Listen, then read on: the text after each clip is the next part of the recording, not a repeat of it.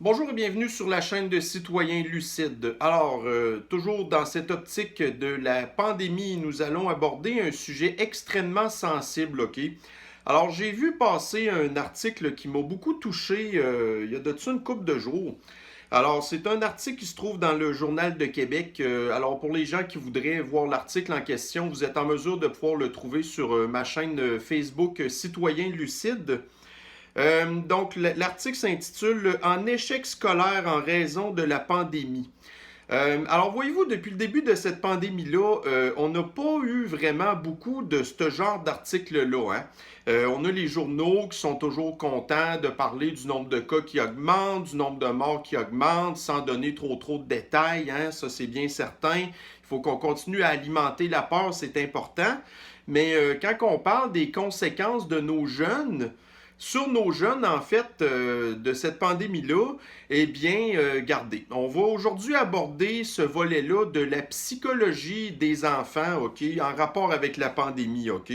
Chose qui a été mais très peu abordée par personne, OK?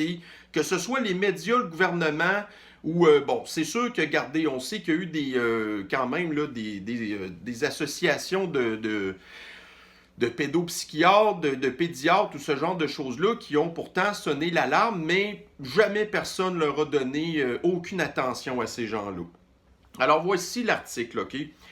Une élève craint de ne pas réussir son année alors qu'elle avait une moyenne de 85% l'an passé. Alors, cette pauvre Juliette Proux, en compagnie de sa mère Lynne Guérin, trouve très difficile l'adaptation à l'école virtuelle. Donc, c'est un article qui est écrit par Daphné Dion-Vien. Une élève de quatrième secondaire qui a toujours eu d'excellents résultats scolaires se retrouve aujourd'hui en échec dans plusieurs matières, une situation qu'elle attribue à la pandémie et qui touche plusieurs autres jeunes. J'ai toujours eu des bonnes notes à l'école, mais cette année, j'ai vraiment de la misère. J'ai coulé beaucoup d'examens. Ça ne m'était jamais arrivé avant. Avec les jours d'école à la maison, c'est vraiment dur de suivre la matière et d'être motivé. Ben, j'ai pas de misère à te croire. C'est Juliette que s'appelle la petite. Elle s'appelle Juliette, oui. Alors, Juliette, j'ai pas de misère à te croire, OK? Écoutez, bon, j'ai déjà été à l'école comme n'importe qui ici, OK? Et j'ai jamais vraiment beaucoup aimé l'école. Jamais.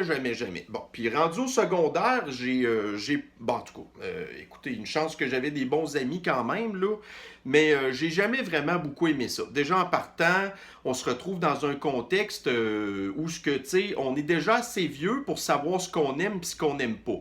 Alors au secondaire, ben, il faut qu'on deal avec des matières que on a de la difficulté, des matières qui nous intéressent pas, et pourtant, il faut quand même qu'on réussisse à passer, OK?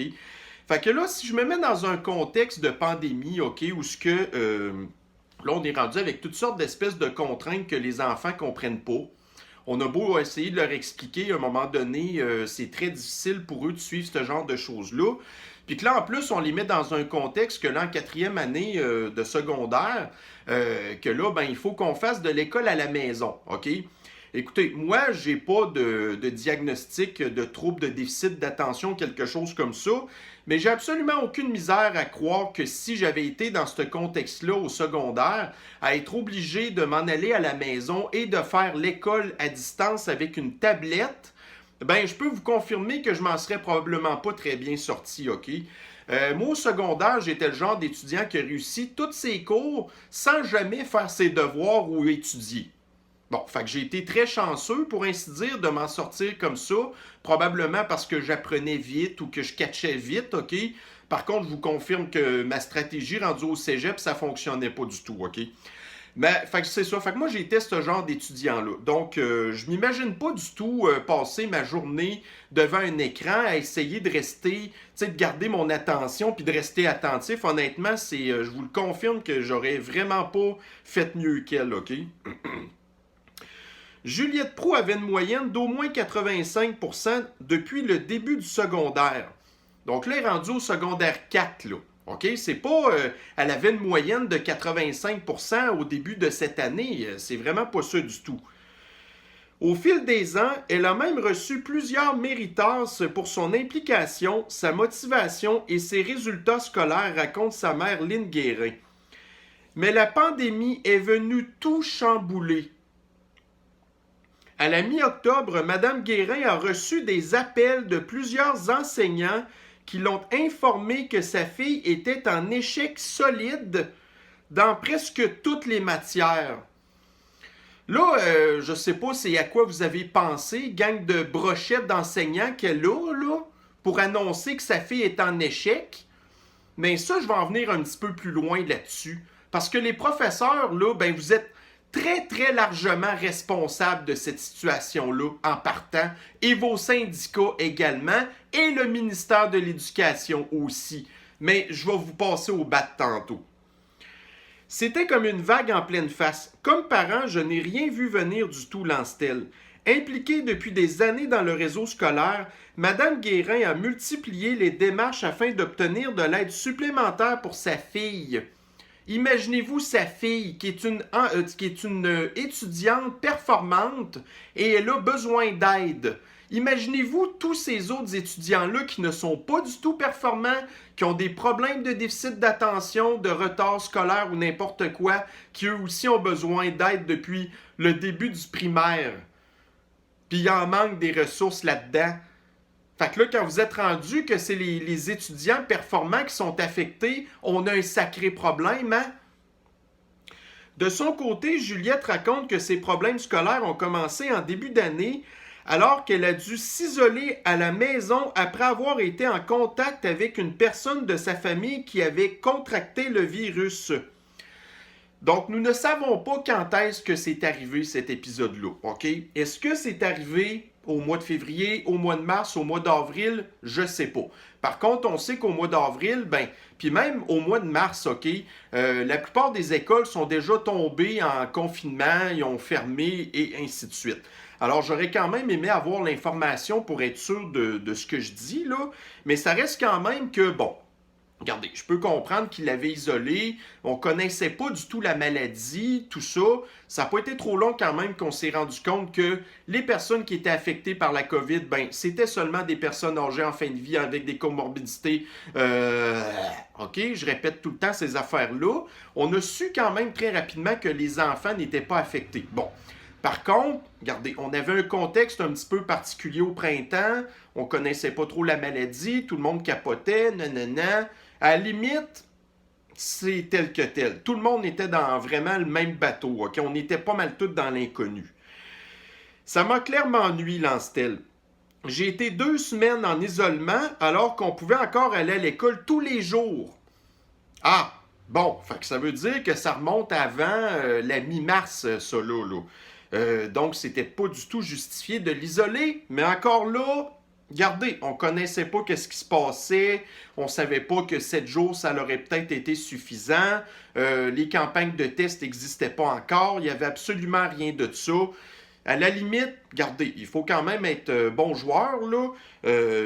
En tout cas. Je n'avais pas de cours en ligne, pas d'explication des profs. Je recevais juste les notes de cours et les devoirs. Je faisais ce que je pouvais. Alors, je ne peux pas faire autrement que de compatir. Hein? Le stress causé par la présence du virus dans sa famille n'a pas aidé. Ben non, parce que là, après ça, on s'est retrouvé que les divisions dans la société commençaient. Là, au début de la pandémie, on avait un petit peu tout le monde qui était... on ne le savait pas du tout. Puis là, ça n'a pas été trop long que ça a déclenché les paranoïas. Hein? Mais nos hypochondriaques qui sont éventuellement devenus les covido-anxieux et éventuellement des covido-anxieux collaborateurs. Vous aussi, je vais vous passer au bat tantôt.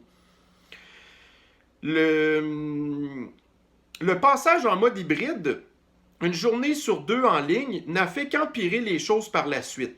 C'est vraiment difficile de se concentrer à la maison, dit Juliette, qui aimerait pouvoir être en classe plus souvent. La jeune fille appréhende le premier bulletin, prévu à la fin janvier, qui comptera pour 50% de son année scolaire. C'est vraiment beaucoup de stress. La première étape est difficile, on a eu beaucoup de changements, c'est beaucoup d'adaptation.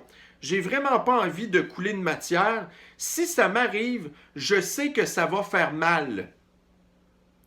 Sa mère n'en revient pas que la pondération accordée au premier bulletin soit si élevée cette année. Ça n'a pas de bon sens pour aucun enfant sur la planète d'avoir 2 bulletins qui comptent pour 50%. Si tu t'enfarges dans le premier, c'est fini, lance-t-elle. Avec une telle pondération, un élève en échec à 50% au premier bulletin devra obtenir 70% au deuxième pour réussir son année scolaire. C'est inquiétant non seulement pour ma fille, mais aussi pour des milliers d'enfants qui sont en train de jouer leur avenir, affirme Mme Guérin, qui tient à préciser qu'elle ne jette pas le blâme sur l'école, bien au contraire. C'est le contexte le problème, lance-t-elle. Ouais, mais ça va pas mal plus loin que ça, OK? Le journal rapportait récemment que le taux d'échec au secondaire est 3 fois plus élevé cet automne, étant passé de 10% à 30% selon les directions d'école. À la Fédération des comités de parents du Québec, FCPQ, on indique avoir reçu plusieurs appels de parents inquiets à ce sujet. Motivation chute libre.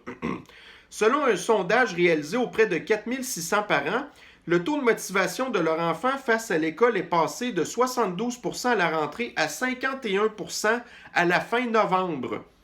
Le taux de motivation est en chute libre depuis les dernières semaines, et moi j'ajouterais depuis les derniers mois, et peut-être même depuis des années, sachant qu'il y a beaucoup de troubles avec les enfants maintenant à l'école depuis plusieurs années. Depuis, je vous dirais, la génération des milléniaux facilement, parce que nous aussi, on en avait des problèmes à l'école, mais depuis que maintenant, ben écoutez, je ne le sais pas, là, mais que les troubles d'apprentissage, les troubles d'adaptation, les troubles de comportement, tout ça, c'est vraiment plus analysé qu'avant. Ben là, on se rend compte qu'on dirait que c'est comme devenu normal, ce genre de choses-là, puis on ne sait pas trop comment s'en occuper. Ben ça prend des ressources, ça prend des médications, mais des petits patatas, ben oui, c'est vraiment hot, ça, vraiment. Plusieurs acteurs du réseau de l'éducation demandent à Québec de réduire la pondération du premier bulletin. Tu sais, au lieu de s'attaquer au cœur du problème, OK, au vrai problème de tout ça, à savoir pourquoi est-ce qu'on en est rendu là avec les enfants dans le contexte de pandémie, avec les informations qu'on connaît depuis le printemps passé concernant eux et du fait qu'ils ne sont pas du tout affectés par la COVID, on ne devrait même pas en être rendu là présentement. Fait que là, d'histoire de voir niveler les notes par le bas, ou au contraire, de booster les notes ou d'essayer de s'arranger comme ça en encourageant la médiocrité, au lieu de vraiment apporter les changements qu'on devrait vraiment, là, ben là, c'est ça, la solution facile. Taponner les notes. Ça va être beau, ça. Encore là, encourager la médiocrité puis tout ça. C'est vraiment une bonne solution. De son côté, le ministre de l'Éducation, Jean-François Roberge, n'a pas fermé la porte à d'éventuels ajustements aux besoins. C'est bien certain. On va toujours aller avec la solution facile. Au lieu de prendre le taureau par les cornes, comme qu'on dit, hein? Ben, le ministre de l'Éducation pourrait mettre ses culottes. Alors, là, ce que je vais faire, parce qu'il y a des gens qui ne sont pas capables d'aller chercher les informations là où elles se trouvent, de prendre la peine de regarder qu'est-ce qui se passe. OK? Ben là, on va retourner sur le site de l'INSPQ. On va aller regarder des statistiques ensemble, comme on a fait plein d'autres fois. Parce que ça nous prend des sources pour les gens qui sont sceptiques et surtout incapables de voir la réalité et de la comprendre. Alors, là, pour les gens qui ont de la misère à comprendre des images, puis tout ça, vous allez avoir toutes sortes d'images. Là, vous allez avoir des pointes de tarte comme ça, puis vous allez avoir des graphiques avec des lignes, tout ça, puis vous allez surtout avoir des chiffres. Là, c'est important pour les gens qui sont durs de compreneur, puis je parle pas des citoyens lucides. Mais là, c'est normal que garder ma chaîne attire de plus en plus d'auditoires, puis c'est pas tout du monde lucide, là, qui l'écoute, ma chaîne, OK? Fait que là, on va regarder ensemble des graphiques. Puis là, ben, on va faire comme à l'école. On va apprendre des affaires. Mais je le sais qu'il y en a une méchante gang qui va avoir des échecs ici. OK? Alors, nous avons ici le graphique qui s'intitule « Répartition des hospitalisations en cours aux soins intensifs liés à la COVID-19 au Québec selon le groupe d'âge. » Donc là, on se fait casser la tête beaucoup avec le gouvernement qui nous dit « Ah, ben là, pour la raison pour laquelle on continue, ben c'est à cause du nombre de cas, puis c'est à cause des hospitalisations. » Parfait! Ça, c'en était une question que je me posais. Puis écoutez, pour toutes sortes de raisons mauvaises, hein, puis ça, je me mets le blâme sur le dos. Mais moi, ça faisait longtemps que je m'interrogeais à savoir qui était... C'est qui ces gens-là qui étaient à l'hôpital à cause de la COVID? Bon. Alors, nous avons ici un graphique. Mais écoutez, moi, je le savais très bien depuis des mois que les enfants sont pas pantoute affectés par la COVID ou presque, OK? Mais c'est pas grave. J'avais pas... En tout cas, regardez, les graphiques, là, je les ai de toute façon. Tu sais, à un moment donné, il y a des affaires qu'on sait, puis que, tu sais, on n'a comme pas besoin, en plus, de preuves supplémentaires pour le savoir, mais là, en plus, je les ai. Donc, je le sais à ce moment-là que j'avais raison. Mais peu importe, puis il n'y a pas juste moi qui avais raison, tous les autres scientifiques et personnes de la santé qui disaient ça. Bon. Alors, nous sommes dans les hospitalisations. Voyez le graphique 7, là, et le graphique commence avec 20-29 ans. Bon, alors, entre 0 et 19 ans, il n'y a personne, aucun enfant qui est à l'hôpital à cause de la COVID-19. Aucun enfant. OK? Puis là, regardez, eux, ça n'a pas été différent de nous. L'année a commencé en janvier 2020, OK? Puis ils étaient à l'école. Après ça, il y a eu un break d'école. Il y a des écoles qui ont réouvert au printemps. Puis après ça, là, il y a eu la rentrée scolaire qui est arrivée à l'automne. OK? Il n'y a aucun enfant à l'hôpital. Zéro. OK? Rien. Répartition des hospitalisations en cours liées à la COVID-19 au Québec selon le groupe d'âge. Encore aucun enfant entre 0 et 19 ans. Sortez votre télescope, là, vous avez rien du tout. Aucune pointe de tarte, même pas un cheveu de pointe de tarte. Zéro. Taux d'hospitalisation lié à la COVID-19 au Québec selon le groupe d'âge. Bon, fait que si vous n'êtes pas capable de comprendre des tartes, là, ben là, vous avez des petites lignes ici. Bon, mais vous n'avez aucune ligne entre 0 et 19 ans. Les enfants ne vont pas à l'hôpital à cause de la COVID. On continue. Nombre d'hospitalisations liées à la COVID-19 au Québec selon le groupe d'âge, le sexe et le type de séjour. Ah! Alors là, on voit qu'il y a des petites bouts roses, OK? Ici, là, donc les petits bouts roses et des petits bouts bleus. Par contre, il y a deux types de choses qui peuvent arriver. Donc, hors soins intensifs ou aux soins intensifs, OK? Alors, pour les gens qui n'ont pas de télescope, hein? Eh bien, je peux vous confirmer que les deux petites affaires 0-9 ans et 10-19 ans qu'on voit, il n'y a absolument aucun enfant aux soins intensifs présentement à cause de la COVID. OK? Aucun. Zéro. Puis à la limite, ben les autres, je ne sais pas pourquoi qui sont à l'hôpital. C'est peut-être des enfants qui ont des comorbidités, admettons, des problèmes respiratoires peut-être, OK? Mais il n'y a absolument aucun enfant aux soins intensifs. Je vous rassure tout de suite. Et là, ici, nous avons un graphique qui le prouve. Bon.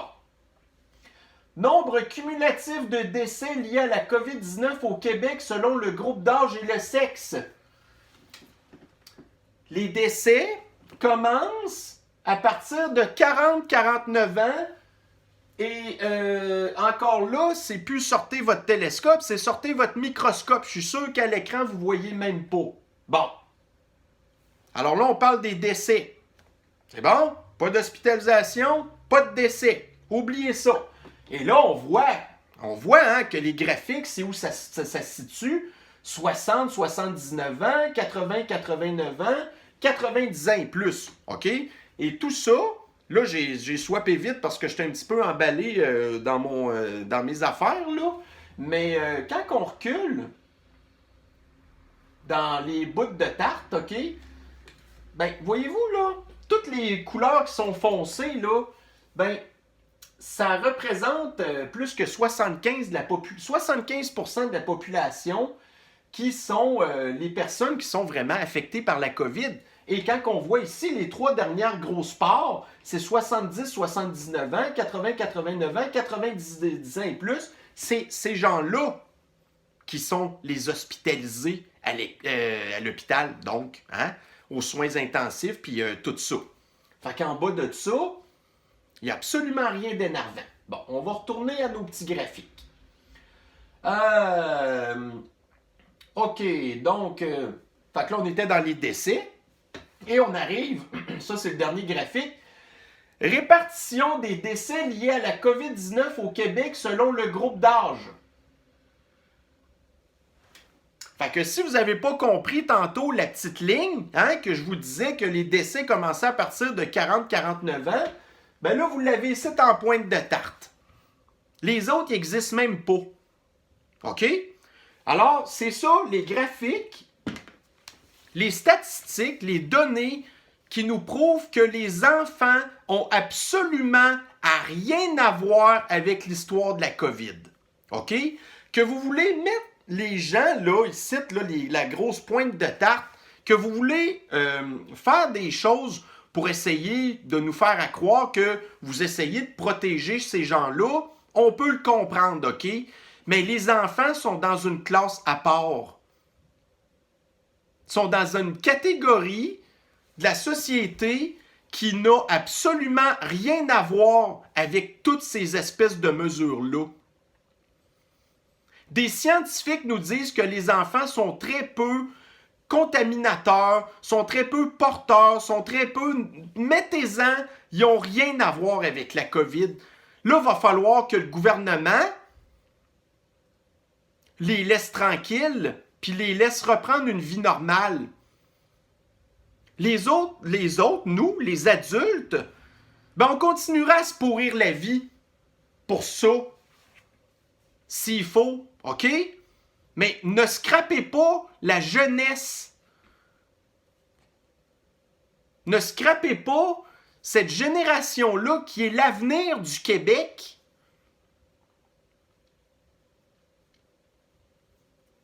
Fait que c'est ça. Moi, quand je vois des données de même si je savais déjà de quoi qu'il en retournait, OK? Ben là, pour les gens qui ont besoin de preuves, vous les avez INSPQ à aller voir.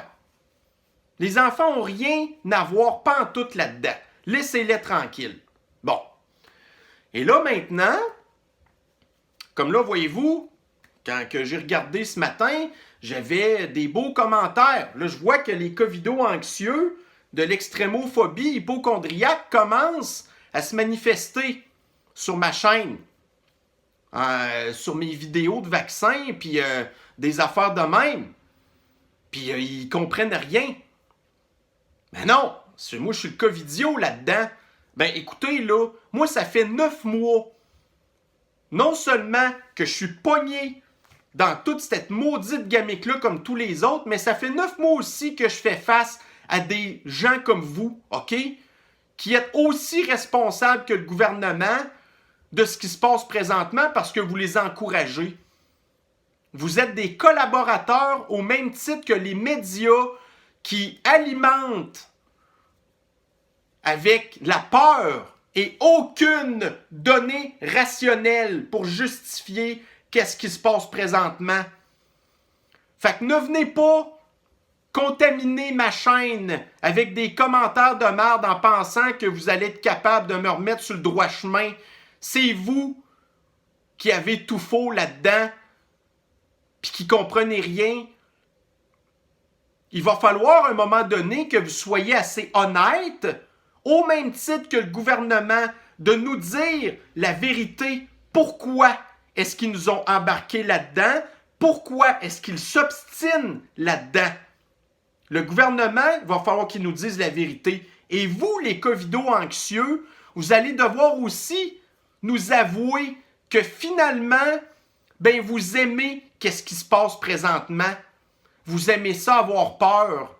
Vous aimez ça vous mettre un masque d'en face. Vous aimez ça avoir de la distanciation, de la distanciation sociale. Vous aimez ça qu'il y a des commerces qui sont fermés. Vous aimez ça que les gens reçoivent personne chez eux, que les contacts humains soient limités au maximum. Ça faisait partie de vous et c'était en dormance.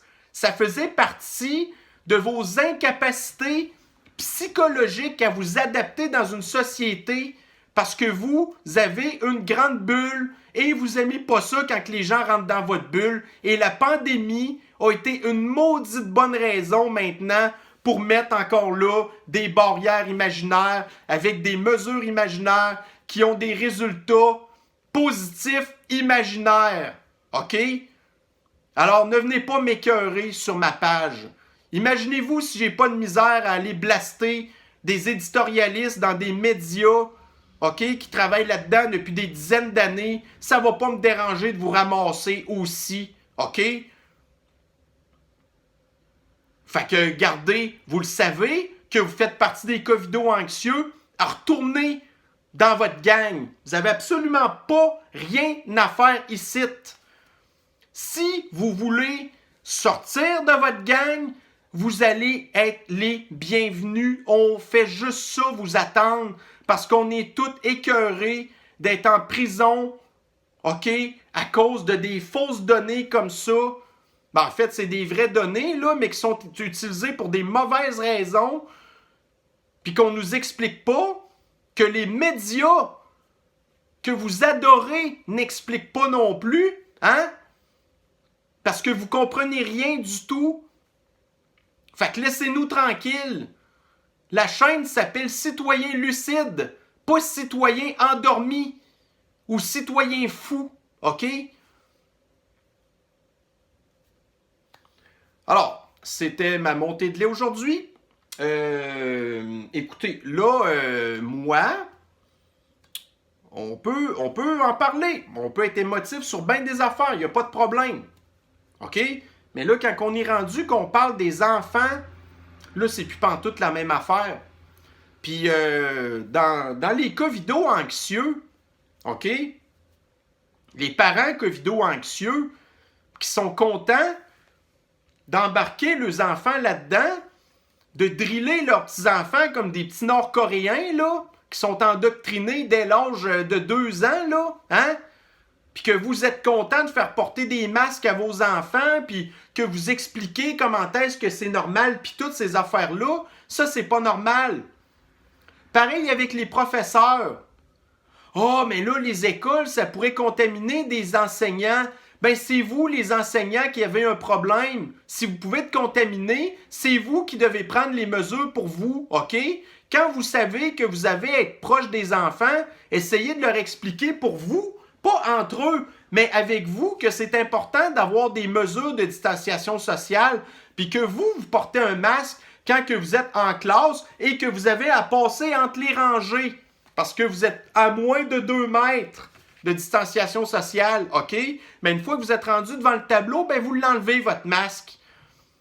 Ce qui se passe présentement, c'est pas normal. Puis il faut pas non plus expliquer aux enfants que c'est normal. Puis là, à un moment donné, quand que toute cette espèce d'affaire-là va venir qu'à finir, si ça finit, imaginez-vous, il va falloir tout déprogrammer les enfants puis les réapprendre à vivre normalement, OK? Ben, c'est justement pas normal qu'est-ce qui se passe présentement et il faut pas expliquer aux enfants que ce qui se passe, ben, c'est ça qui va arriver dans l'avenir. À moins que vous soyez d'accord avec ça. Mais ça, c'est une autre histoire. Alors, sur ce, mes chers citoyens lucides, je suis pas mal certain que vous allez être à 100% d'accord avec ce que je viens de dire là, OK? J'ai pas de misère à vous croire parce que de toute façon, moi, je les vois, les commentaires que vous écrivez en bas. Puis là, à part maintenant, comme je vous dis, une couple de manifestations de covido-anxieux, là, puis juste, soit dit en passant, je vous inviterai à quelque chose, mes citoyens lucides, OK? Quand que vous voyez des personnes comme ça écrire dans le fil de discussion, OK? Je vous demanderai, s'il vous plaît, de les ignorer complètement. Puis je vais vous expliquer pourquoi. Parce que c'est des débats émotifs. Les gens sont fondamentalement émotifs, OK? Et ça ne me tenterait pas de voir apparaître dans le fil des discussions des gens émotifs qui commencent à se menacer entre eux, OK? Alors, je vous demande, s'il vous plaît, d'ignorer ces gens-là. Je vais m'en occuper moi-même, OK? Puis je vous dirais que, à la limite, regardez, de leur côté à eux, là, ils n'ont pas de misère à nous censurer, hein? Ben, j'aurai pas de misère à les censurer non plus. Fait que si, à leur risque et péril, ils envoient un message, laissez-moi m'en occuper. C'est la seule petite chose que je vais vous demander. En bout de ligne, c'est quand même ma chaîne, là. Puis écoutez, on se le cachera pas, ça fait 9 mois qu'on le sait que aucun des deux camps, sauf quelques dissidents, là, des gens qui réussissent à se sauver du camp de la peur, mais les autres, là, on ne pourra pas les sauver. Il est trop tard. Imaginez-vous, plus le temps passe, plus ils sont radicalisés dans leur peur. OK? Fait que laissez-moi m'en occuper. C'est juste ça que je vous demande. Alors, sur ce, je vous souhaite une excellente journée malgré tout. Prenez soin de vous. On se reprend sur une prochaine capsule. Bye bye.